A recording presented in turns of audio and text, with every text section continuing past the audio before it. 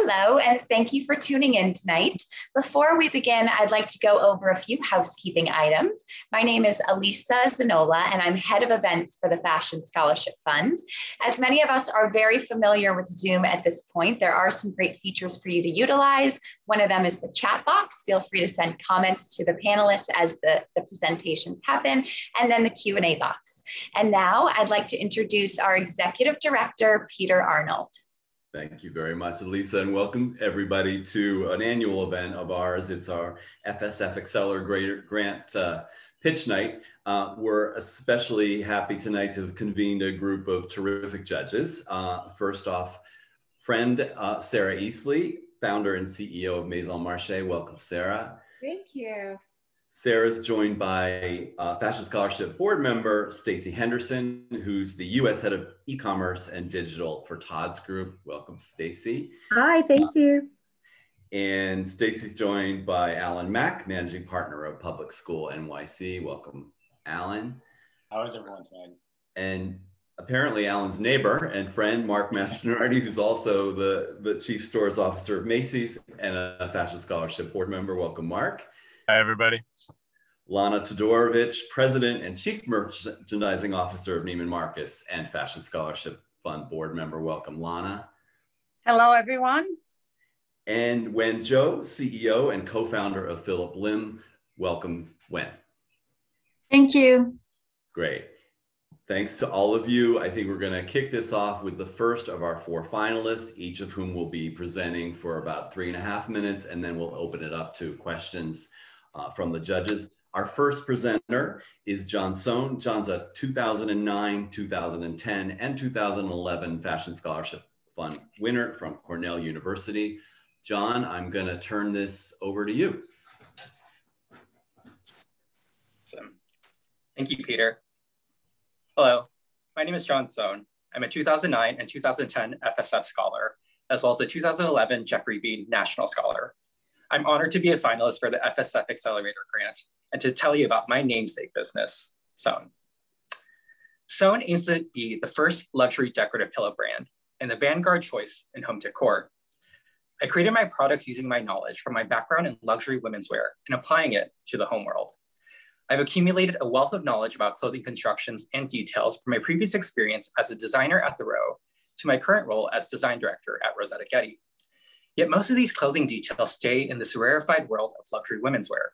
When searching for the ideal decorative pillow, I realized I could bring couture level sewing to the home.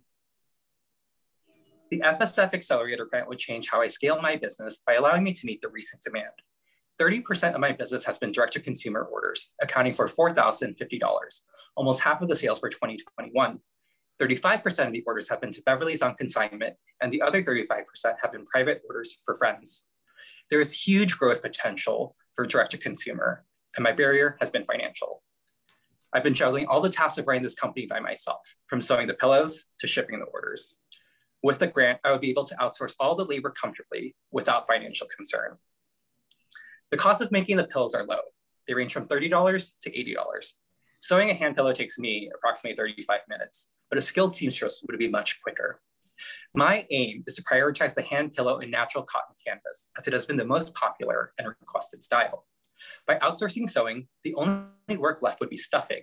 This nimble process would create a quick core business and iconic brand item. The money would not only be invested in pillow labor, but in exclusive fabrications for the Instagram product drops. Following this initiative, 2 to 3 drops could be worked over the following months, as well as a slow transition to a pre-order model for carryover styles via the website. The curation of the Instagram would serve as part online store, part portfolio, hopefully drawing in influential retailers. Meeting the customer offline is still important for a direct-to-consumer business, as my business would be nowhere without my physical activation at Beverly's. During all this business development, I would still love to create new ideas and shapes. I've also wanted to explore the interesting territory between floor pillow and soft furniture, something that would attract the attention of interior designers as a new product category and distribution strategy. I believe a major part of the brand's success is because I created the product for myself and not for anybody else. When you work on something you love and care about, people will take notice. I created Sohn for myself, but I hope you find that it is also for you too. Thank you all for your time.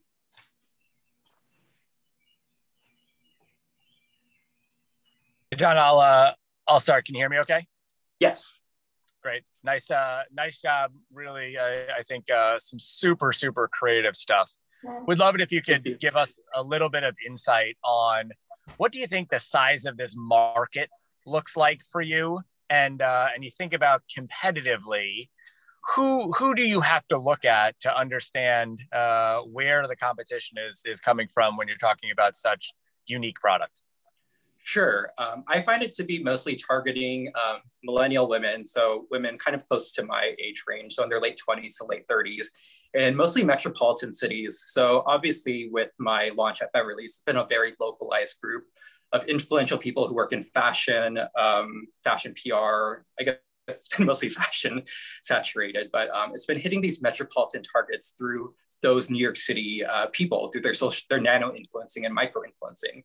So I've been getting a lot of traction from like places like San Francisco, Portland, and then internationally as well as like Tokyo, Singapore, London, Lisbon, Portugal. It's all been really fascinating. I love getting emails and inquiries from people all over the world. And I would say my closest competitors would also be pillow brands that are located in New York and LA. One would be Juji Decor, which sells at Home Union in New York City, which is a vintage home store near me. They do this incredible business via Instagram mostly, and things sell out within minutes. They have like over 200,000 followers. It's also a local furniture store where I bought a lot of things too. They sell their pillows for around $90 to $150. They're these long tubes that people knot up. They are really quite attractive, but I find that it's easily replicable. I think anyone who could sew a tube could probably make these pillows themselves if they had enough time. My other competitor would probably be Rose Greenberg, based in LA. Her pillows sell for around $200 to I think $300. They're these more squiggly type of shaped pillows. They're quite cute. They go with kind of the trend of interiors right now, everything being soft and squiggly. Everyone has, pink pastel laminated mirrors in the vein of the Ultra Fagola mirror. I think, again, it's very of the moment, but I find the point of difference with my pillows, which are slightly more expensive. They range from $225 to $550 has been the most expensive so far. I think it comes with a sort of sophistication with my background in luxury women's wear. The service I offer, I also consult with people when they email me. I give them suggestions, ask them to send me like photos of their living room if they're willing to. And yeah, I really work with them. And especially when I package it too, I really try to make it feel like they're buying like a handbag, because I love that moment when like you're opening something and you get like this beautiful care card, you get a handwritten note. Like, I just want this luxury experience that, so few of us in this world get to experience for more people. Very good. Thank you. Thank you. Hi, John. I'd like to ask a question. First of all, I just wanted to say, I love those pillows. Oh my gosh. As soon as we finish this, I'm going to go and buy that floor hand. I can just imagine we can all lay down and the kids will have a great time. I love your product and I love the aesthetic. And one of my question would be, this is targeted to the millennials. And so I would imagine someone like my daughter's age, and she will probably, if I show her this, she'll probably want to buy one too. One of my question for you is, as millennials or as the next generation, they're very interested in sustainability and recycle products. And how do you incorporate that into the product that you are making, and how sustainable it is, and what is that future? What can that be weave into your story? Absolutely, that's a great question and something that's always top of mind for me. As I started this business, it actually started more as a pandemic project, and I wouldn't say it got real until like a couple months ago when I launched at Beverly's in April. Luckily, I've been tracking all my finances and kind of running this as a business as it's fun for me for some reason.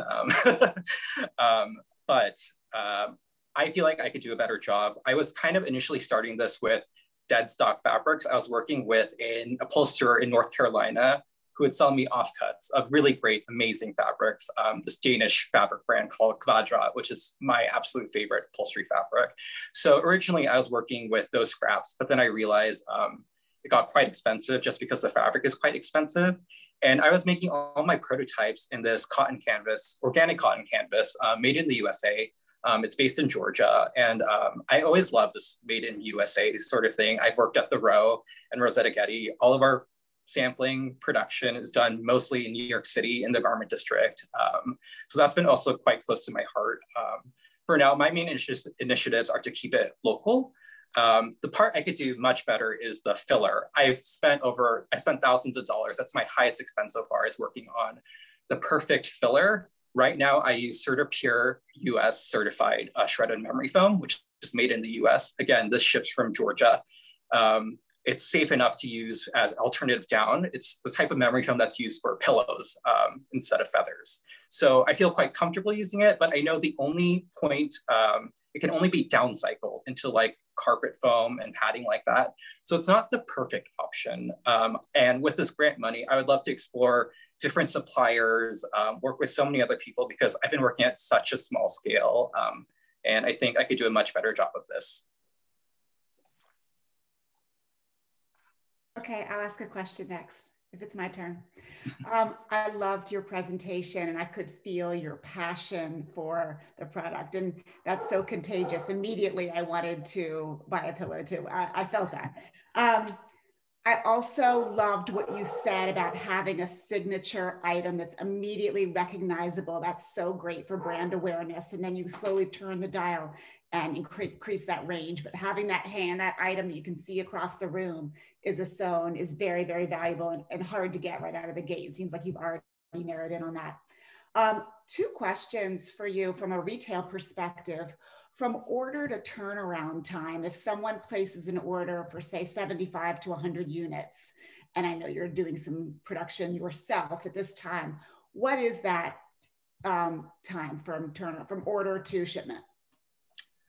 I would say, just to safeguard myself, I would say 4 to 8 weeks, but I'm pretty sure I could get it to 4 weeks, just because I'm going to produce most of these at garment factories that I work with in New York City. The garment district was hit really hard by the pandemic last year with a lot of brands shutting down. So it was actually quite scary and awful that we were about to lose all these factories. Luckily, the ones I work with and have worked with, some I've worked with for over 10 years. So I'm glad they're still in business, and I'd love to give them my business as well.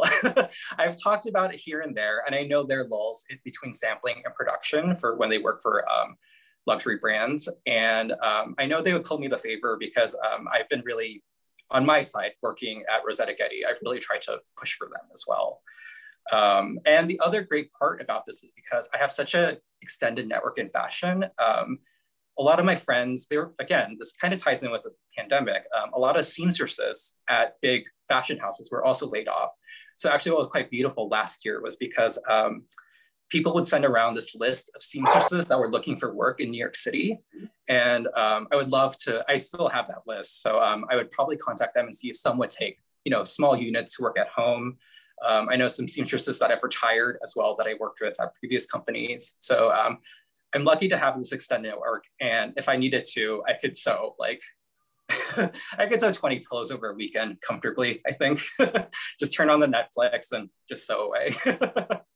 Hey, John, I'm going to jump in. I think we have time for one final question of John, if anybody has one, or if Sarah, you had a follow-up. I actually have a question. Okay, Alan, great. John, congratulations on your line. It's really amazing. Thank the you. question I have for you is just about unit economics. What do your margins look like, just to try to get an understanding of how this thing scales based upon your price point? It seems, potentially pretty lucrative. And I'm wondering on the unit economics in terms of the actual manufacturer, and then also in terms of the fulfillment, because you talked about the unboxing experience and how you want that to be really elevated. So I'm just wondering, it's like, given that these things are pretty big, potentially your unit economics don't really, or not, I wouldn't say don't really work out, but it gets hit by your freight costs, because I would imagine you want your packaging to be really beautiful, and you don't want everything scrunched up in a little ball that expands like a Casper mattress or something like that. Absolutely, that's a great question. I had my numbers quite a bit. Luckily, throughout my 10 years working in luxury, I've sat in costing meetings since I worked at the Row as an assistant designer to costing meetings now as a design director. So I'm quite familiar with margins, a lot of padding, just making sure, because so many things go wrong when working with textiles, sewing. So I always want to safeguard myself there. Currently, my wholesale margins are they're probably averaging about 65%.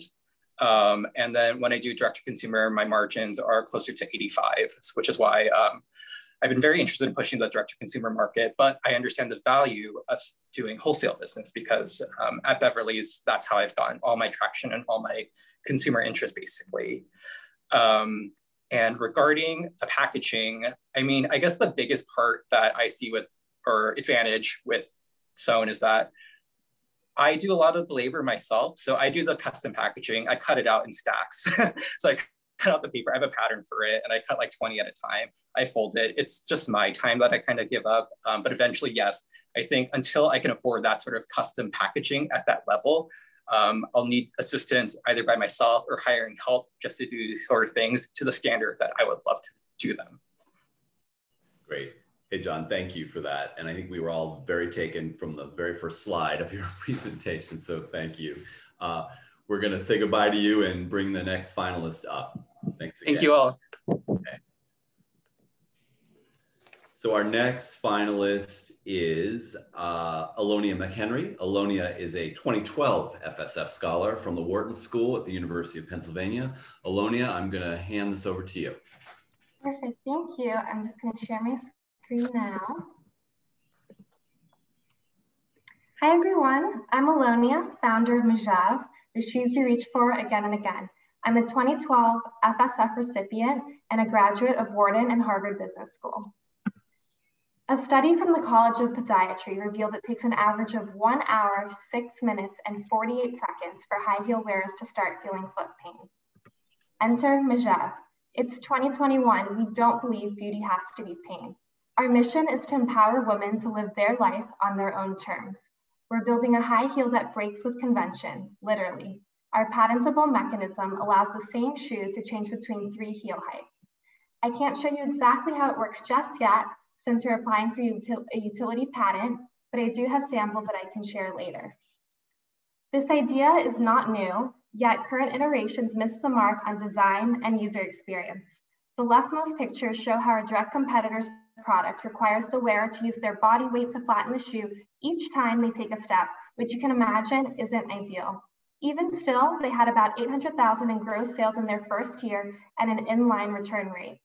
On our right, I noticed a trend that blew my mind. I kept seeing the same shoe over and over again being sold at multiple heel heights, and it seemed so obvious. All of this could be one shoe. These competitors also represent an opportunity for us to license our mechanism to these existing footwear designers. Now on to the numbers. Of the $43 billion women's footwear market, our SAM is about $8 billion. We're projecting positive unit economics. Our shoes retail for $248 and include all 3 heels. After $74 of COGS, we have a healthy product margin for a D2C brand of 70%. Our team is our secret sauce. Jen spent the last 10 years at Steve Madden and has already gotten us into top shoer factories that work with brands like the Reformation and Loeffler Randall. Vincent and Elena have brought over 100 products to market and over 30 patent grants. In our first year, we confirmed product market fit with customer testing, have a prototype that we fitted with a footwear fit model, developed a footwear tech pack, ordered materials for sampling, developed a website to build a wait list, are working with 2 factories in China with no minimums, and raised $100,000 to date. But receiving this grant would be game-changing. $28,000 would be spent on molds and tooling to expand our manufacturing capacity to up to 30,000 pairs of shoes, with the remainder going towards the initial production run of 250 pairs. This is critical. We'd be able to show potential investors early sales traction. And then there's mentorship.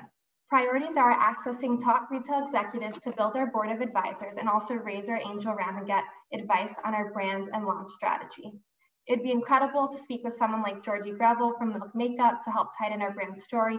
And I can already think of so many others within the FSF community whose wisdom would be invaluable.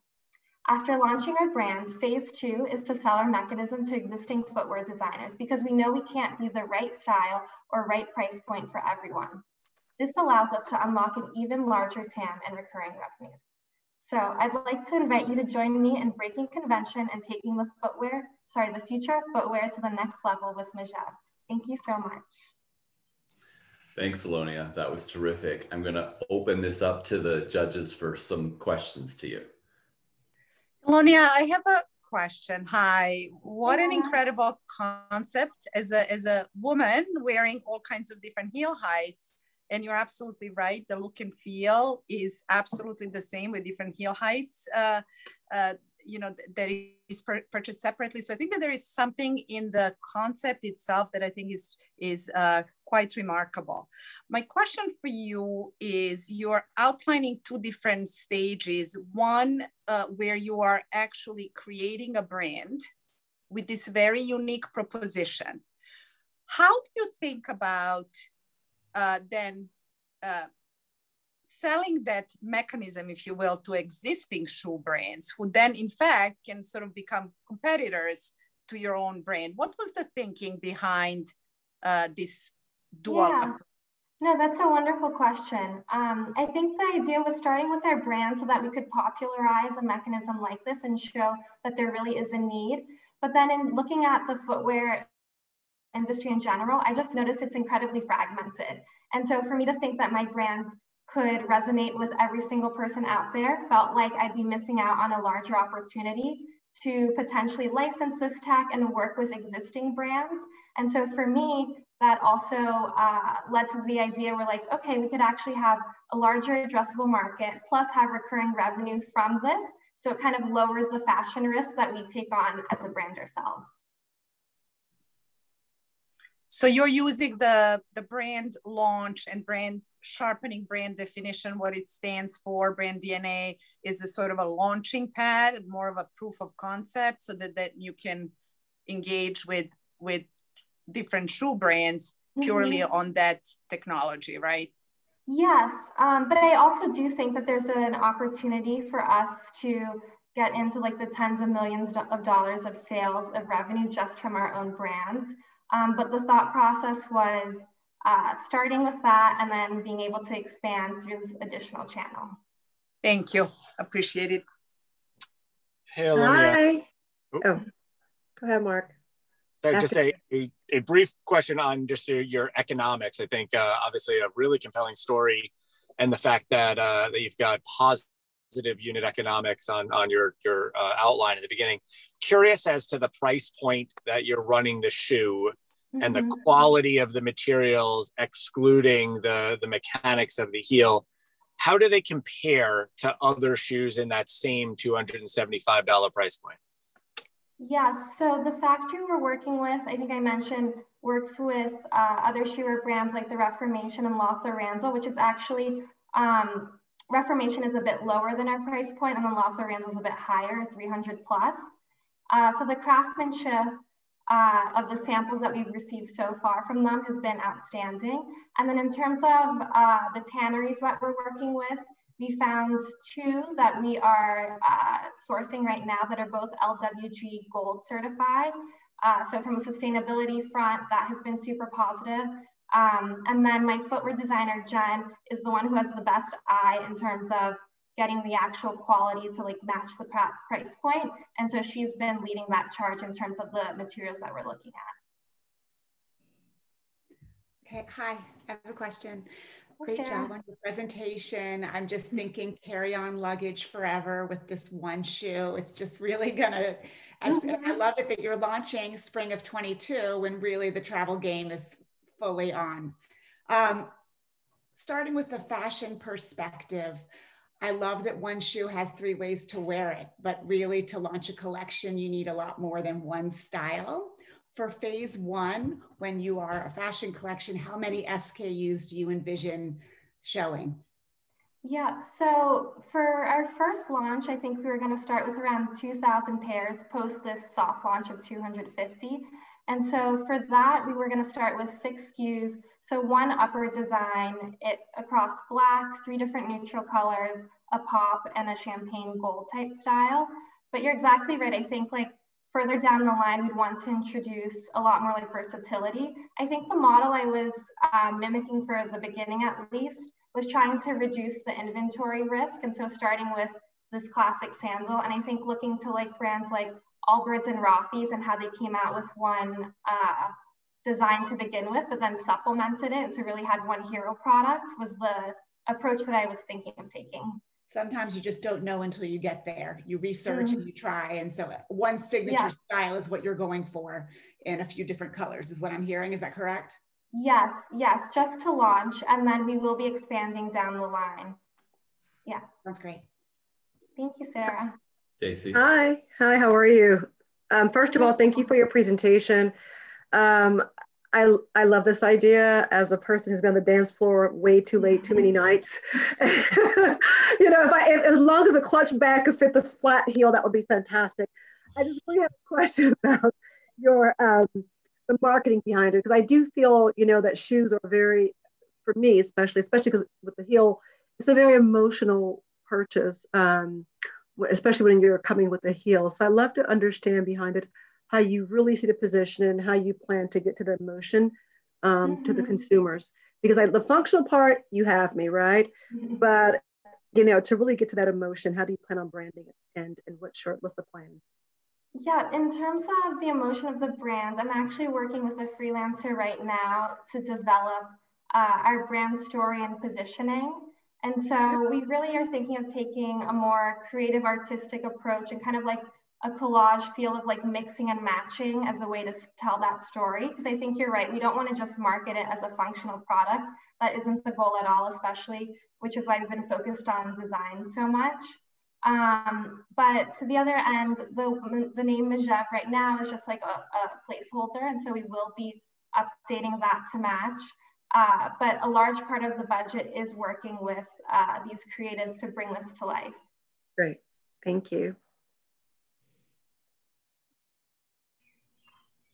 Okay, Alan, sure. One last question. I just had a quick question about the your strategy as it relates to whether or not wholesale will be something that's important to you, and then just trying to compare and contrast that versus the direct-to-consumer experience. Just thinking that wholesale ultimately will be decently important, just so that people can sort of see, touch, and feel and experience just how the mechanism actually works. And then what do the margins look like there? Just because obviously, you know, those wholesale margins are going to be lower than your direct-to-consumer margins. Yeah, exactly. So primarily we're going to be doing direct-to-consumer, like you said, so thinking of an 80-20 split, using wholesale as kind of a PR way and brand building, so that we're associated with these top retailers on the side. In terms of margins for wholesale, right now the numbers that I'm quoting are us producing at like with no minimums.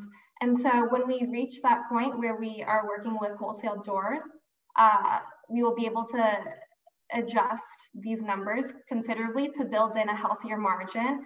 Right now I have a lot in terms of CAC, like related to like CAC, discounts, and returns, which would go away with wholesale as well.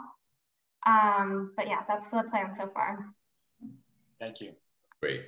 Thank you, Alonia. Thanks very much for a very unique concept, which is very appealing.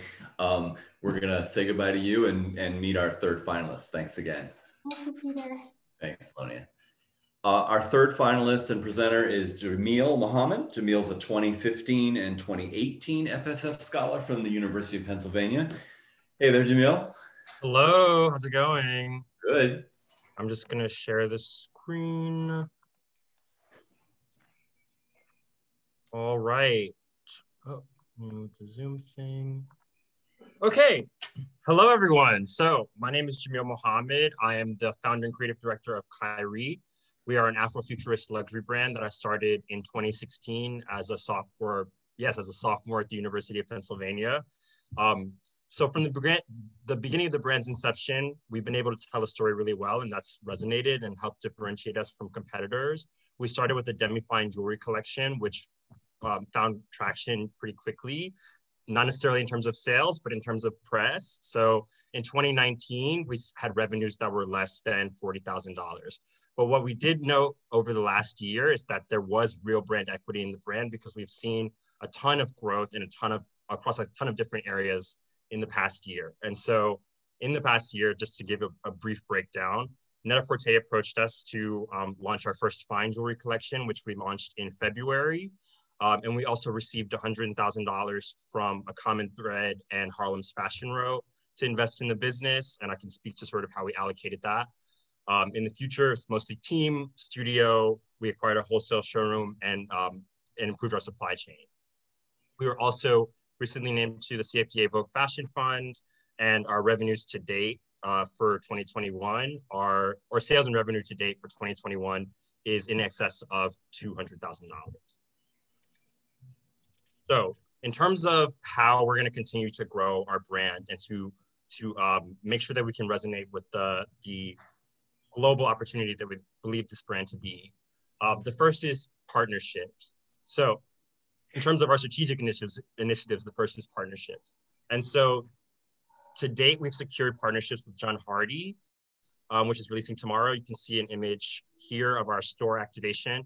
We've also secured a partnership with a major first in category international luxury streetwear brand based in Milan, as well as an international diamond supplier. And we are targeting partnerships with the likes of the listed brands, Tiffany & Co., Lalique, that have a global authority with consumers, and that can allow us to continue to tell our brand story in an authoritative way and establish parity with known brands. The second core part of our strategy is digital marketing, because we understood that press, ultimately you're waiting for a customer to come to your website, and that we need to move into a business position that allows us to positively and affirmatively acquire customers. And so we will be building out a sophisticated program that will incorporate paid social media, organic social media, as well as affiliate marketing. And I can speak to sort of the sub-tactics that exist within each of those buckets in the Q&A as well. The last strategy that we're employing is the introduction of new product categories on a very limited trial basis that we're calling Kyrie Studio. This will allow us to increase our drop frequency, extend our price range, and take advantage of some of the specific product dynamics that exist in specific product categories. And so for t-shirts, for example, these will offer us a super high margin, direct-to-consumer. They'll offer us direct-to-consumer exclusivity and greater brand visibility, as well as a far decreased entry price point. And so in terms of the use of the resources that this grant would provide, we're really focused in the first 6 months of the grant period on building out that digital marketing operation, making sure that we can acquire customers profitably from a variety of different channels and that we can retarget folks effectively. In terms of how we'd like to focus the mentorship, we would like assistance in streamlining our operations, including shipping and logistics. And I can talk about some of the hiccups there and how we seek to improve. So in terms of the second branch of the funding focus, we intend to contract support in developing partnerships with some higher end brands. And at the same time, we intend to employ a focus in the mentorship in both establishing those partnerships, but also negotiating the right terms so that we can ensure that we have residual revenue as much as possible. And to look a little bit toward the other side of the page, we have comparable brands that have reached scale with a similar set of dynamics in their businesses. So we have Chrome Hearts, Comme des Garçons, and Rick Owens, global luxury brands that have distinctive voices as artists, but also have a clear product category associated. They have multi-categories, allowing them to speak to a broad array of consumers. They have multiple price points. And Chrome Hearts, which is probably the best amalgam for our business, was recently valued around $1 billion. And so I guess I can pause here for questions. Thank you so much for taking the time. Great, Jameel, thank you for that. I'm going to open this up to our judges. Great. I don't know if you can hear me, Peter, or see me. Yeah, we can. Yes. Okay. Yeah. Great. Super exciting. It's one of these emotional reactions to your product because your designs are quite unique and there's a very clear viewpoint. It's recognizable. It's innovative. It's creative. It's all of that. So I have two questions. One is, what is the breakdown between your demi-fine jewelry as well as a fine jewelry? Like, how do you see that breakdown? And then my second question is, it seems that you want to invest in digital marketing. When you invest in digital marketing, that means that you may be ready for more exposure, potentially more distribution, and you have to have the operations, production, how you create it, how you design it, and more importantly, how you ship it, logistics, everything that you mentioned can be a pain point also working. So tell us a little bit about your readiness on the operational front. Definitely. So I guess I'll take the first question, or I'll take the second question first in terms of operational readiness. So in terms of production capacity, we've used the resources from Harlem's Fashion Road to source internationally and to make a much broader reach in terms of production capacity, and to, for the first time, actually compare samples between different factories and make the decisions based on both price and quality for the first time. And so that's been really major for us. At the same time, we have already expanded our wholesale distribution from approximately 3 stores in 2019, which included Barney's, RIP, you know, and now includes about 16 different accounts, including Saks, Bergdorf's, MoMA, Hong Kong, New York, and a ton of other really high notable retailers. And so with that, we've already had a lot of experience going through the routing guides, looking through each individual point about why we would be dinged, you know, for a shipment, and ensuring that that we don't hit as many of those points as possible. And at the same time, we've also been really, I wouldn't say aggressive, but we've been pointed in our meetings with people in asking for exemptions from EDI, for talking, you know, explaining the scale of our business and saying, like, this is what we need to make this work. If it's prepayment, if it's like net 15 terms when the standard is net 60, that's what it is, you know? And so we're really thinking about those partnerships and opportunities in terms of how they actually benefit the business on the bottom line, and how they will be feasible for the business to actually pursue. And so in terms of the split between fine and demi-fine, I think it's a lot common. It's very common to how couture houses stage their runway shows, right? The fine jewelry is like the height of our artistic expression. It helps to anchor the brand in like a true luxury domain, you know, and to prove out like kind of the core principle, which is that we are both like uncompromisingly dedicated to like an African diasporic point of view, and also uncompromisingly dedicated to like pursuing that at the highest possible level globally, you know? So that proves out that story and hopefully will allow us to continue to communicate with folks. That being said, like the fine jewelry market is a lot more fickle. There's a ton more investment, you know, to make that sort of work. And so we're not looking to center our like commercial aspirations in that market realistically, and at least not in the near future. We can see it as a potential thing into the long term, but for now, that's kind of how we're approaching it. Thank you so much. Really excited. Hi, Jameel. Oh, sorry. Hi. Hi. How are you? Thank you so much for your lovely presentation, and I've been a big fan of your work for some time. So congrats. I just have a really, I see that the majority of the dollars, it seems like the $50,000 would be used for digital marketing. Can you explain how you will go about choosing the way to spend it? Are you looking at something internal, external, or are you looking at an agency or a combination of both? Yeah, so we've actually been interviewing agencies for about 3 months now. And we started with MaisonMarche because they have actual comps with us and they understood like what the actual average order value that we're trying to hit is and what the customer who is shopping at that price point is actually looking to see in their ads, right? And so they've put together, we've ultimately kind of decided to go with MaisonMarche, and they've put together a 5-point plan, including, you know, like retargeting, prospecting, including SEO, including email generation. So it's really diverse in just that one aspect of like the digital marketing front.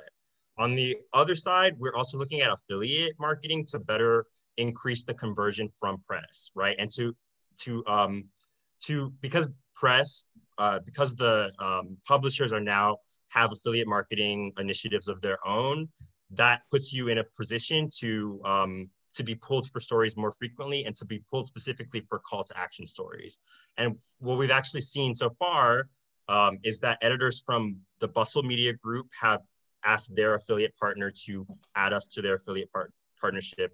Hearst Media Group has done the same. And there's a third company called, what's it called? Port Privé, that is specifically targeting like kind of the Condé Nast set of the world. And so we think with that like overview of press, we're hitting a lot of different people. That's very smart. And just really quickly, what is your AOV? Do you mind sharing? So for right now, it's like around 375, something like that online. Okay, great. I think the affiliate thing is very interesting. I'll ping you later. There's another thing I want to make sure that you try. Okay. Another one, okay? But that's very interesting. Thank you. Yeah, we really wanted to, find ways to market that would increase like attribution of sales to specific marketing efforts, so we can actually have a sense of what's working and what's not. And also that would allow us to not front cash whenever possible and still receive cash, to only pay for the marketing once it's been effective. I just have one last question about the marketing then. So that's your lower funnel, your lower funnel marketing that you've been talking about with the SEM, et cetera. For that higher level of awareness and marketing to continue to bring people to your site, is that also a part of your plan? In addition to the affiliates, in addition to your performance marketing, are you also looking at that higher level of marketing as well, digitally? Yeah. Yes. So we're talking. We've actually bought a camera recently, so that we could increase like in-house content production, so that we can have a more specific look to our Instagram profile, to our ads, and create a better consistency, for people so that when we are placing ads in your social feed, ads in your New York Times, article, that they actually have something specific to say about the brand. So that's one of the core things that we're thinking about in terms of prospecting, or in terms of like the top of the funnel stuff, and how to make that a little bit more focused on the brand. Fantastic. Thank you. Thanks a lot. Okay. Thanks, Jameel. As always, thank you very much. That was great. Thank you. Really great. We're going to introduce our fourth and final finalist, Esther Andrews. Esther is a 2017 scholar from SCAD, Savannah College of Art and Design. Welcome, Esther. Hello, everyone. So lovely to see your faces. I'm coming to you here from the open fields of my hometown of Indiana, which is where my studio is located, inside a little room in that very big barn on this 100-year-old artist residency farm. From here, I run my business, Esther Andrews. We're a sustainable brand of bridal knitwear made for winter brides. Here I run my business. I started it back in 2020. But this is really a journey that started when I was 8 and learned to knit from a pair of toothpicks. Because this brand, it's so much more than just a brand, it's truly my story. I received a full scholarship to attend Savannah College of Art and Design, where I studied fashion design, and I was able to leave my abusive childhood home. I was lucky enough to receive a fashion scholarship fund that funded my senior collection of hand knit sweaters, which I'm wearing right now. That collection was about hope and healing and processing my past trauma. And it truly did. From that healing, I was able to knit my own wedding dress right here, which that little love took 9 months, and I married my soulmate in it. Knitting to me, it gives so much joy in life, and it's constantly transforming my grief into beauty, my conflicts into resolutions, and tears into hundreds of thousands of stitches that now live inside wedding sweaters. So this first slide here, I officially formed Esther Andrews last year in 2020 after seeing a need for warm, beautiful knitwear for winter brides, pieces that were just as beautiful as their gowns and able to become heirlooms in their closets. Since launching in January, we've been picked up by 3 stores, and we're just growing from here. So next slide, please, Alyssa. We see our brand becoming the type of household bridal name associated with winter weddings. The kind that when you announce your December wedding, your aunt says, "You were in Esther Andrews, right?" Next slide, please. We want to grow all of our manufacturing right here in Fort Wayne by bringing in Stoll knitting machinery so that we can be more innovative with our designs and have further control over our sustainability process. Which is why, to get there one day, all of this next year, my entire focus and energy is into growing our sales and channels. Next slide, please. If awarded the $50,000, I would split it up to where I would only want to use $15,000 for new production, targeting what has been working well for us so far. So I would put money into opening up new colorways of our shawls and also having easy custom monogramming for our brides. That would leave us with $35,000 to be put into very targeted marketing to open up our sales channels. So we would bring in a web developer to help with our shop speed. We would also have someone come in to put in that custom monogram function. And I would also want to incorporate a try on, buy later option for our brides. We would want to utilize SEO, press, and marketing consultants to help get our product further in sight of our customer and also help grow customer acquisitions. Next slide, please. So I have been running this brand solo so far, but with the help of many friends, but more than the funding, more than any of that would be the guidance of the FSF mentors to have that experience to really help us grow wisely and intentionally. I see that we can become that household name, and it's something that our customers really care about. You know, I see our customers are looking for us. We just need a little help to get in their line of sight, which is why with the help of the FSF, I see this brand and our pieces giving a lot of warmth to a lot of winter brides. So thank you so much. Thank you, Esther. Thanks so much. I felt like we were there with you for a minute in Indiana. So thanks for making it feel so welcoming. I'm going to open it up to the judges for some questions. Esther, if I could start, I thought the story is a great one. I think the design is beautiful. I think the aesthetic of your brand, really terrific. I'm curious, as I saw in your case study, obviously you have a very different financial model in a direct-to-consumer than you do on a wholesale side. And then I heard you mention that you've got recent placement in maybe 3 different locations. So I'd love to just hear a little bit of how did you wind up in 3 different physical retailers? And then second question to that is why that path versus leaning in more heavily to a digital business? Yeah, absolutely. Well, I'll tackle that first question. So when starting a business, you're kind of throwing a lot of things at a wall and seeing what sticks. So that's kind of what we did. When I was first reaching out to stores, I was, cold calling, doing the old way and just seeing who was open to hearing our story and hearing our brand. And Ceremony in Boston, who has been around for about 15 years, they were the first to pick up our line. And then Camellia Bridal in LA and Stone Bridal in Laguna Beach, we will be doing an exclusive with them in December. So, my wholesale is exactly what I need help with, because this has been my biggest challenge as a US made sustainable company, is that the cost of labor to make our pieces are just so high.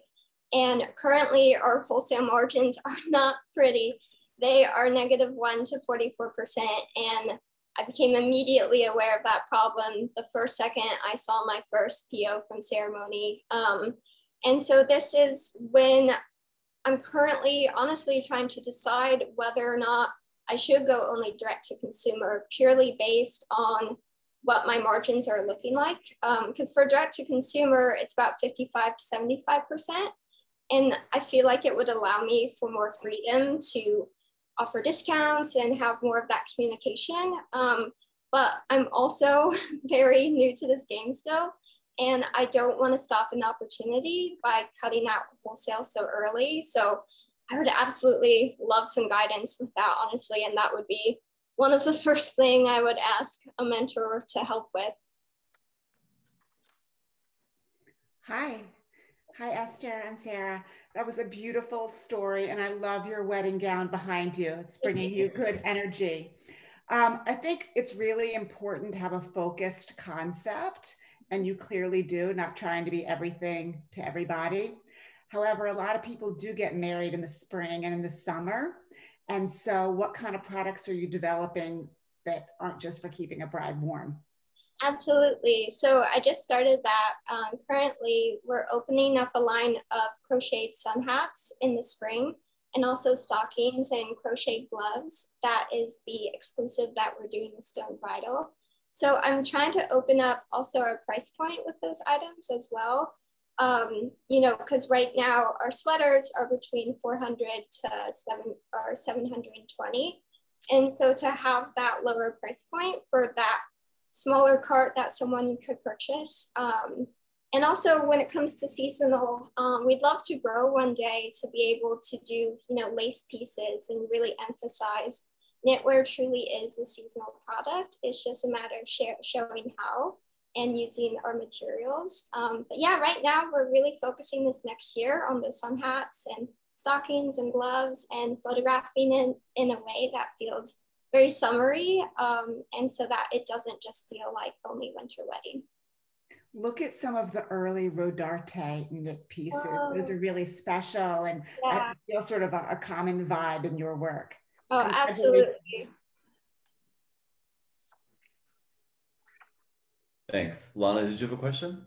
Yeah, this is more of a statement than a question, just in looking at this, because it's so unique. And I think you have something that is really precious, which is authentic brand story. You can't manufacture what you have. And if you think about every successful brand, those brands have authentic brand story and they have a brand soul. So you have that. In looking at some of the designs, you know, potentially you can also look at broadening from bridal to more of an occasion, because I can see that these can be beautiful sort of evening pieces, holiday pieces, so which will give you a lot more sort of breadth, but within your wheelhouse. So, can you just remind me, what are your retails? What are your retail prices? Yeah, absolutely. So for our more classic pieces, it ranges from 400 to 720. And then for our more delicate hand crocheted, really embroidered elements, those range from 620 to 2200. So that's kind of our split price point. And I would absolutely love to be an occasion too. That's one of the first things I want to open up, is having, you know, pinks and blacks and navies available, so that then they can be incorporated. That would be one of the things I'd want to launch this year. Yeah, and I'd love to sort of see your structure, because you shouldn't be losing money on wholesale, and it's not just an opportunity for expansion. It's really an opportunity for some important wholesale partners to tell your story, to use their marketing on your behalf, and to open up their customer base to your products. So as I said, it's more of a statement, but I would love to understand a little bit more about your structure, because I'm not sure why, you know, structured properly, you should be positive in wholesale. Yeah. I have looked over my costing sheets so many times. You know, I thought I had it down, and then when the order came through, I was like, well, I better really double check every single little penny. And there was a shipping customs cost I forgot to add. And that shipping is what really got me this season. But I'm sure, you know, moving forward, I could learn, you know, other carriers that could help, and even other vendors in ways to really bring down those costs, because it truly is our labor cost right now, especially like our $2,200 sweater. It's all the time that goes into the eucalyptus, because, you know, we're paying, we really support our supply chain here, and we pay $20 an hour, and that's something I'm very proud of. But at the same time, it makes for expensive retail pieces. So yeah, this feels like a rich offline conversation around the structure of the financials. Absolutely. Thank you. Thanks, Lana, for offering that. And Esther, thank you so very much. I think we're going to bring the other 3 finalists on and thank them all. Thanks so much, John, Jameel, Esther, Alonia. That was terrific. It's especially gratifying to hear you guys talk in your own voices about what we read and we're so impressed by. So thanks to all 4 of you.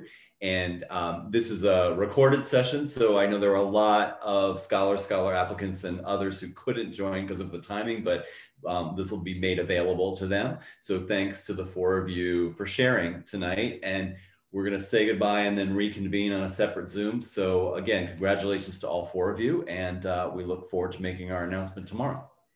Thank you very much. Bye, guys. Good job. Guys.